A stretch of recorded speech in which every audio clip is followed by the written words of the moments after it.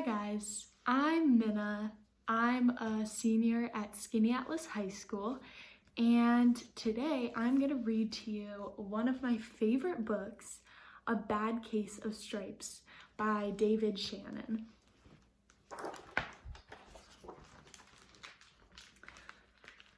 Camilla Cream always loved lima beans, but she never ate them. All of her friends hated lima beans, and she wanted to fit in.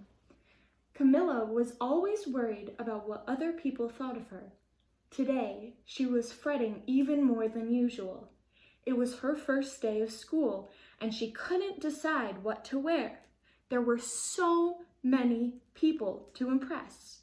She tried on 42 outfits, but none seemed quite right. She put on a pretty red dress and looked in the mirror. Then she screamed.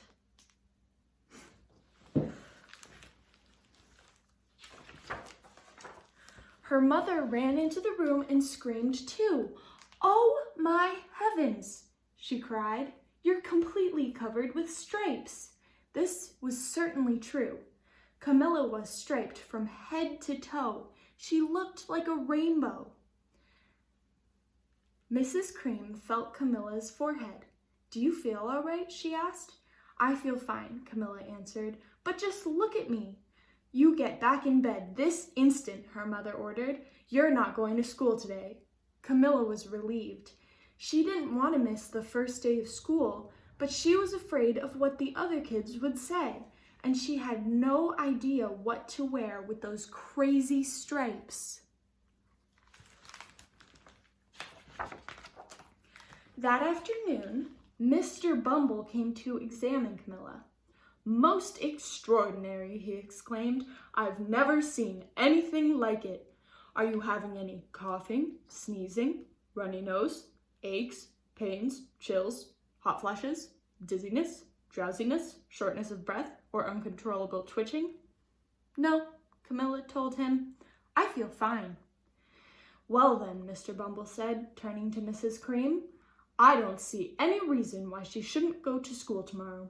Here's some ointment that should clear up those stripes in a few days. If it doesn't, you know where to reach me." And off he went. The next day was a disaster. Everyone at school laughed at Camilla. They called her Camilla Cream and Night of the Living Lollipop. She tried her best to act as if everything were normal, but when the class said the Pledge of Allegiance, her stripes turned red, white, and blue, and she broke out in stars.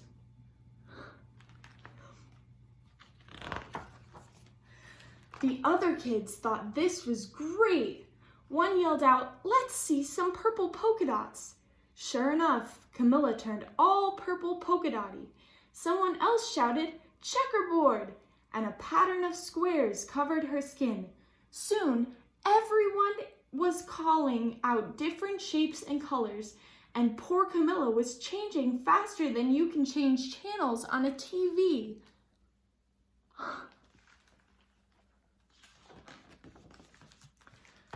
That night, Mr. Harms, the school principal, called.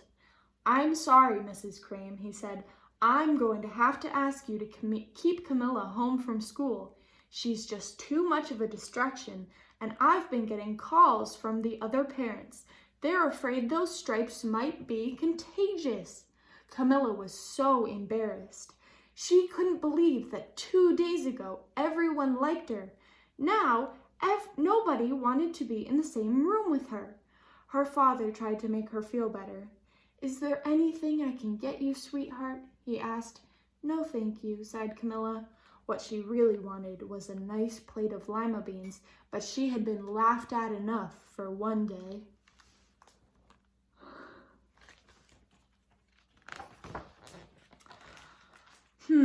Well, yes, I see," Dr. Bumble muttered when Mr. Cream phoned the next day. "I think I'd better bring in the specialists. We'll be right over." About an hour later, Dr. Bumble arrived with 4 people in long white coats. He introduced them to the Creams. This is Dr. Grop, Dr. Sponge, Dr. Cricket, and Dr. Young. Then the specialists went to work on Camilla. They squeezed and jabbed and tapped and tested. It was very uncomfortable. Well, it's not the mumps, concluded Dr. Grop. Or the measles, said Dr. Sponge. Definitely not chickenpox, put in Dr. Cricket. Or sunburn, said Dr. Young. Try these, said the specialists. They each handed her a bottle filled with different colored pills. Take one of each before bed, said Dr. Grop. Then they filed out the front door, followed by Dr. Bumble. And look at how crazy she looks.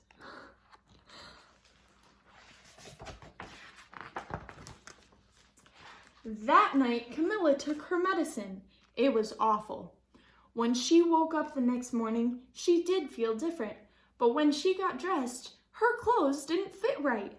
She looked in the mirror, and there, staring back at her, was a giant, multicolored pill with her face on it.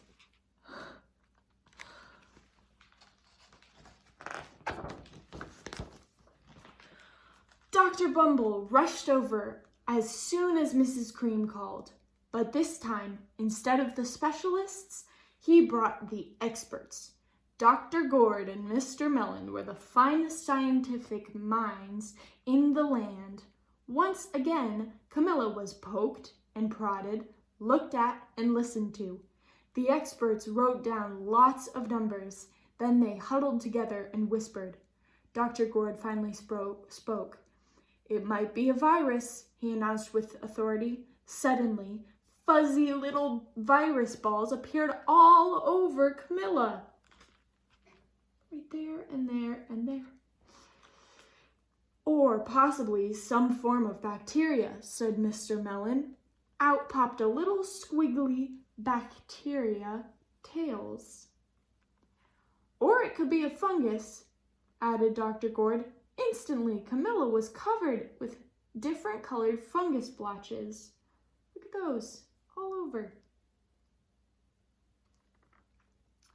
The experts looked at Camilla, then at each other. We need to go over these numbers again back at the lab, Dr. Gord explained. We'll call you when we know something. But the experts didn't have a clue, much less a cure.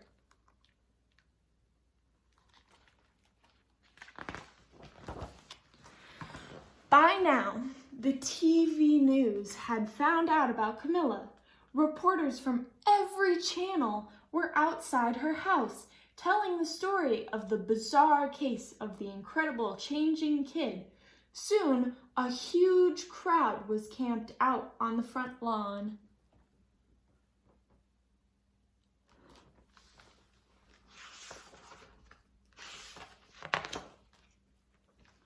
The Creams were swamped with all kinds of remedies from psychologists, allergists, herbalists, nutritionists, psychics, an old medicine man, a guru, and even a veterinarian. Each so-called cure only added to poor Camilla's strange appearance until it was hard to even recognize her. She sprouted roots and berries and crystals and feathers and a long furry tail. There. But nothing worked.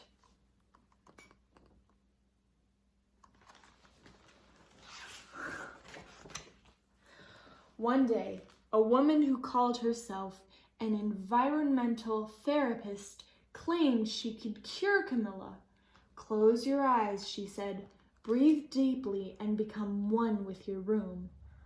I wish you hadn't said that, Camilla groaned. Slowly, she began to melt into the walls of her room.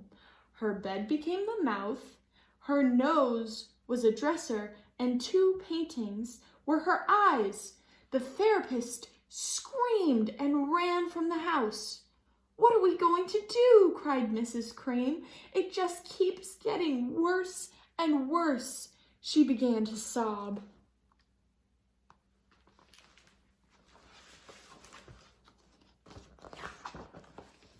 At that moment, Mr. Cream heard a quiet little knock at the front door. He opened it, and there stood an old woman who was just as plump and sweet as a strawberry. "Excuse me," she said brightly, "but I think I can help."